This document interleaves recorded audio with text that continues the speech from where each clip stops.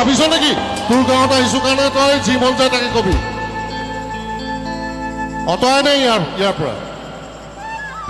ইয়াত কমেণ্ট নিদিবি অসভ্য কৃষ্ণমণি নাথৰ যোৱা ৩৫-৪০ বছৰৰ এটা অভিজ্ঞতা আছে কৃষ্ণমণি নাথৰ গান শুনিবলৈহে মাতিছ ইয়াত তহঁতে তই আকৌ কি কৈ আছ লাইট জ্বলাই দিয়ক আৰু দুটামান ল'ৰা এইখিনিতে আছে আলটু ফাল্টু কথা কৈ নাথাকিবি মোৰ লগত আৰু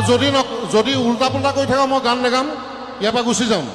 কোনে কৈছে যাবা নাযাবা গাবলৈ কোনটো ল'ৰা কোনে কৈছে নাযাবা নাযাবা গাবলৈ ফটোমি কৰিব আহিছ ইয়াত মই ইয়াত তহঁতৰ গান গাম মই কৃষ্ণমণি যে কৃষ্ণমণি নাথসকলক ঠাট্টা মস্কৰা কৰোঁ হেৰ' ভাইটি তোৰ পিতৃ মাতৃয়েও তোক ক'ব যে কৃষ্ণমণি নাথ কোন কিমান চনৰ পৰা গান গাইছে 1986 মই প্ৰথম ষ্টাৰ্ট কৰিছোঁ তই জন্মই হোৱা নাই চাগে তেতিয়া